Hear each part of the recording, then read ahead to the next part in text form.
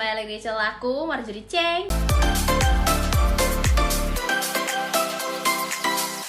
Gimana kabar kalian? Semoga sehat selalu. Nah, setiap hari Kamis kan bisa tungguin di channel aku, Marjorie Cheng. Aku bakal post review tentang film-film yang aku suka. Jadi bakal aku review dan ini mengandung spoiler ya guys. Jadi kalau misalnya kalian kayak takut aku ceritain sampai akhir gitu kan, bisa nonton depannya aja atau kalian baca di internet sinopsisnya seperti apa. Ini bakal aku ceritain full biar kalian nggak usah nonton susah-susah. Aku cuma ceritain kira-kira 20 menitan and done. Jadi film pertama yang akan aku review adalah The Squid Game. Ini dari covernya aja aku suka banget. Aku paling suka film jenis yang menegangkan. Dari film yang percintaan gitu, aku lebih suka film jenis ini. So, tanpa lebih lanjut, mari kita ke reviewnya sekarang. Oke, semua berawal ketika pemeran utama yang bernama Seong Gi-hun, kita panggil dia Gi-hun aja. Dia itu memiliki kehidupan yang berantakan, mulai dari kehilangan pekerjaan, terus kehilangan hak asuh anak, dan dia memiliki banyak banget utang karena dari usaha-usaha dulu yang dia mau lakuin tapi gagal semua.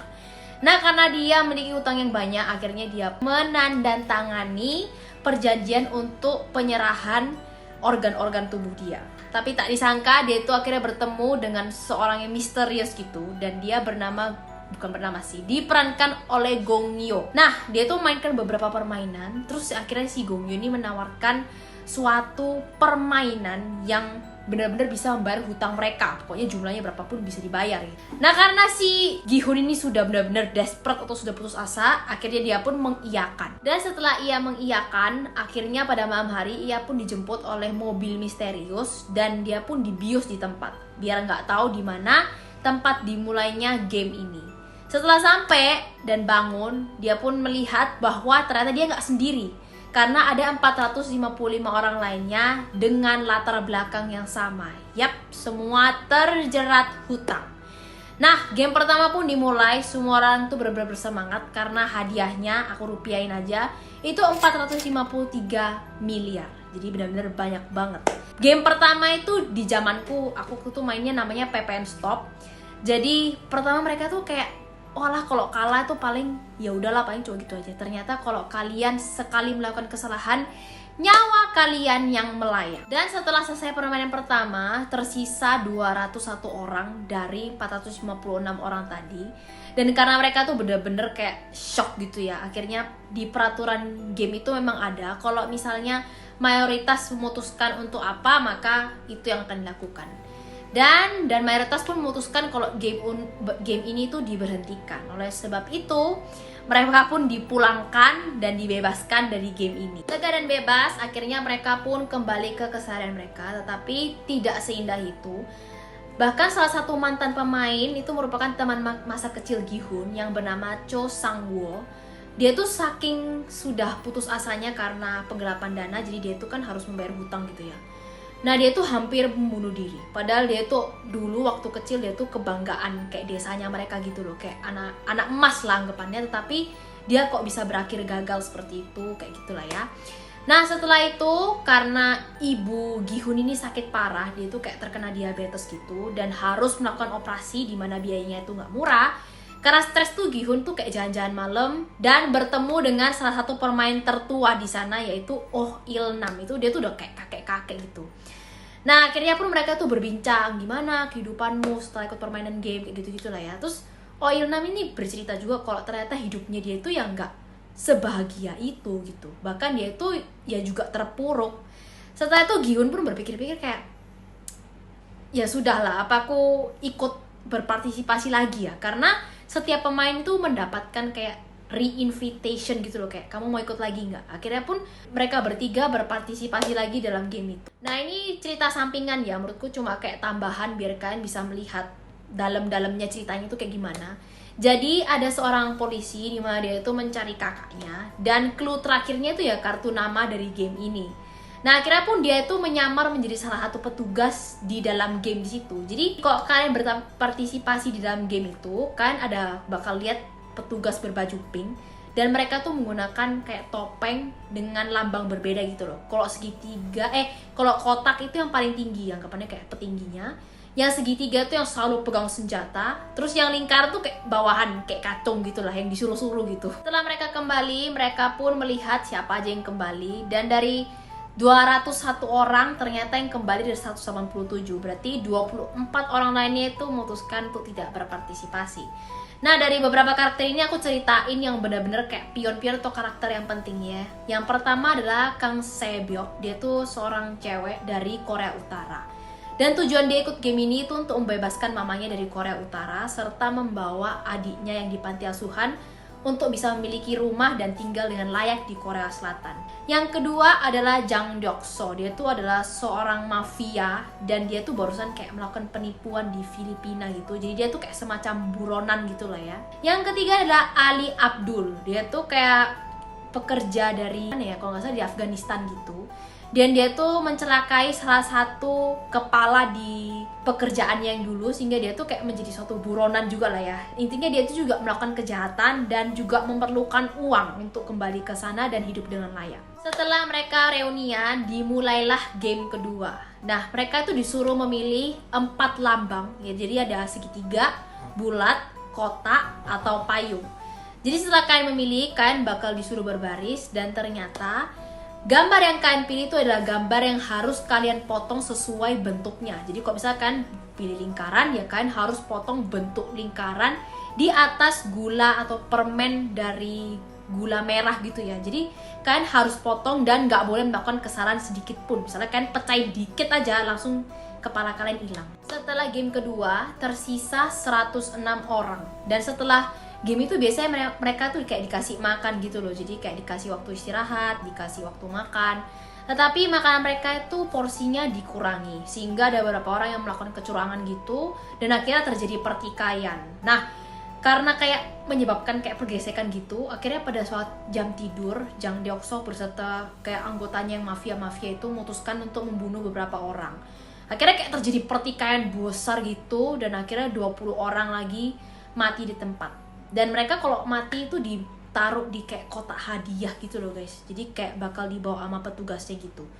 Dan the game master tuh sudah kayak melihat atau menerka itu bakal terjadi. Jadi makanya semua petugasnya itu kayak udah siap dan tinggal disuruh tunggu aja sampai kayak bener-bener pertikaian ini udah di stop aja, nanti timbang semuanya mati kayak gitu loh. Pada game ketiga, Jang Deok-so ini kayak sudah tahu gamenya itu apa. Jadi kayak dia tuh langsung milih laki-laki, terus gak mau wanita ataupun orang-orang tua gitu lah ya yang bertubuh lemah.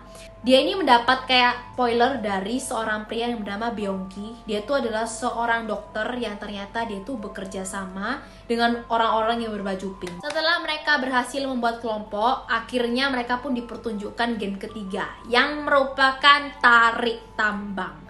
Nah, karena Gi-hun ini berkelompok dengan 2 orang wanita, yang salah satunya Kang Sebyok serta Oh Il-nam yang merupakan kakek-kakek, justru dia tuh pasti merasa kayak terugikan lah ya. Tapi untungnya dengan strategi Oh Il-nam yang dia tuh katanya dulu mantan penarik tambang yang cukup hebat, serta kepintaran dari Cho Seng-wo, akhirnya mereka pun berhasil melewati tahap ini. Pada jam tidur, mengingat kemarin malam itu benar-benar malam yang mencekam, yang membunuh banyak banget anggota mereka, akhirnya setiap kelompok memutuskan untuk membuat barikade gitu loh, untuk melindungi dirinya dari serangan anggota mafia yang kuat. Dan setiap malam Dr. Beongki itu kayak menyusup, kayak dijemput oleh anggota yang berbaju pink untuk melakukan kegiatan mereka di malam hari yang diam-diam gitu lah ya.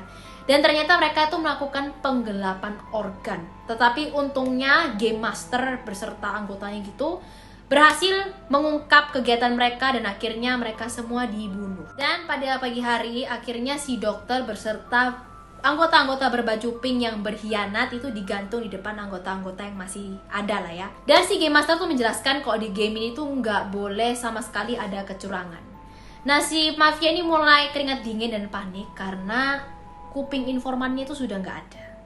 Sejak saat itu dimulailah game keempat. Dan game keempat ini mereka diminta untuk membentuk satu kelompok yang berisikan 2 orang. Nah, si Gi-hun ini dengan terpaksa berkelompok dengan Oh Il-nam si kakek, karena nggak ada yang mau berkelompok sama dia, jadi kayak iba gitu lah, kasihan lah ya. Terus sedangkan si Cho Sang-wo beranggotakan dengan Ali, si imigran itu. Ternyata di game ini tuh benar-benar mind blowing sih. Aku sendiri juga kayak aduh anjir, kalau aku pasti juga kayak pusing ya mikirinnya. Mereka itu disuruh melawan pasangan mereka. Jadi mereka tuh dibeli 10 kelereng masing-masing. Terserah kan mau game kelereng itu apa, terserah. Pokoknya siapa yang berhasil merebut kelereng dari musuhnya, dia menang. Sedangkan yang kalah langsung ditembak di tempat. Gi-hun yang pertama merasa kayak anjir aku sama kayak kakek, itu langsung merasa kayak lumayan beruntung. Karena Oh Il-nam si kakek ini itu sudah setengah pikun. Karena dia tuh sudah memiliki kayak penyakit tumor otak. Jadi dia tuh udah mulai kayak linglung gitu loh guys. Jadi selama permainan dia tuh kayak dipermainkan oleh si Gi-hun. Ya walaupun dia sambil nangis-nangis gitu lah ya. Tapi akhirnya si kakek pun kayak menyerahkan nyawanya gitu loh, kayak anggapannya dia ngalah, dan akhirnya pun Gi-hun berhasil melewati tahap ini.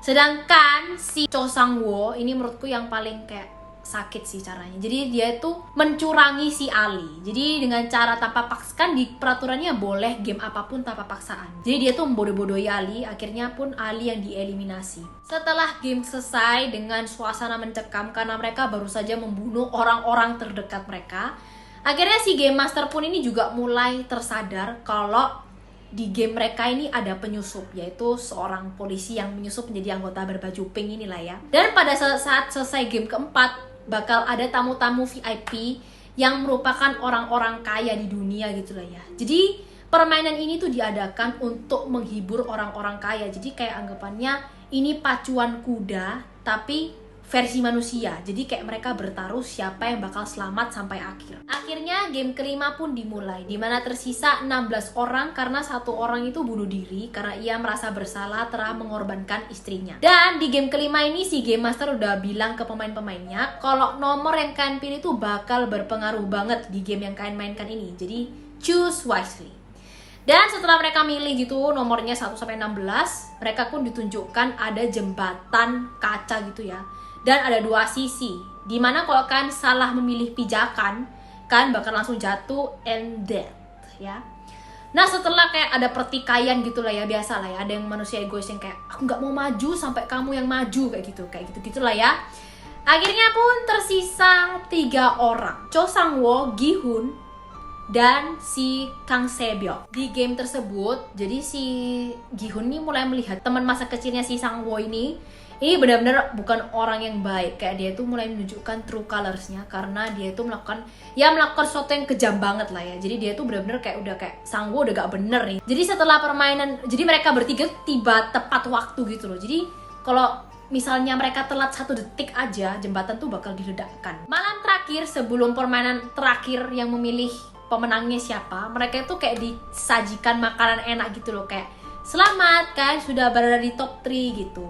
Dan nampak ini Se-byuk ini sudah gak nafsu makan gitu ya. Dan pada malam hari setelah mereka makan-makan, si Gi-hun ini mulai menyadari kayak Se-byuk ini kenapa. Ternyata Se-byuk itu terluka karena ledakan dari jembatan kaca yang tadi yang aku ceritakan itu. Karena Gi-hun ini bener-bener kayak gak mau Se-byuk ini mati. Kalau enggak, Se-woo kan bisa menang. Apalagi Se-woo kan orangnya ya true colorsnya ternyata bukan orang yang baik.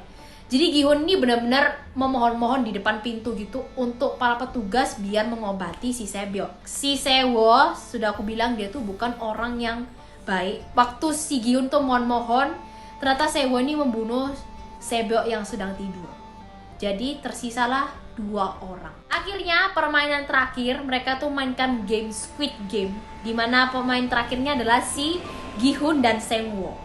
Setelah mereka kayak bergelut gitu, akhirnya Gi-hun memenangkan pertandingan ini. Dalam perjalanannya untuk kembali, dia tuh kayak di dalam mobil gitu bersama si Game Master gitu ya, kayak duduk berdua gitu, hadap-hadapan gitu ya. Terus si Game Master mengatakan kayak selamat, kamu sudah menang, kamu bukan kuda yang diharapkan oleh mereka, tapi malah kamu tuh bisa menang. Ternyata kamu tuh memang hebat kayak gitu-gitulah ya. Akhirnya dia tuh kayak memberikan kartu emas yang berisikan 45,6 miliar won. Setelah itu dia kayak dilempar aja gitu, sudah selesai. Berbulan-bulan pun lewat, si Gi-hun ini kayak hidup terlontang-lantung gak jelas gitu lah ya. Sampai akhirnya dia tuh kayak bertemu dengan seorang dan dia tuh kayak diberikan suatu kartu gitu. Temui aku di rumah sakit pada jam 11 malam. Akhirnya si Gi-hun ini pergi kan ke rumah sakit dan di situ dia menemukan si kakek Oh Il-nam sedang terbaring di tempat tidur rumah sakit.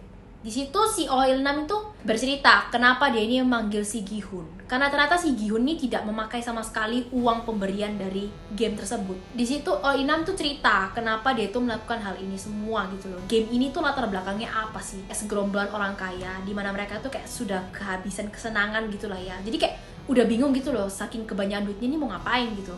Akhirnya mereka pun kayak menciptakan game ini untuk mencari adrenalin yang baru. Di situ tuh si Gi-hun udah mau bunuh, tapi si Oh Il-nam akhirnya setelah cerita gitu langsung blok tidur dan mati. Akhirnya si Game Master pun datang untuk melihat keadaan si kakek Oh Il-nam ini yang sudah meninggal.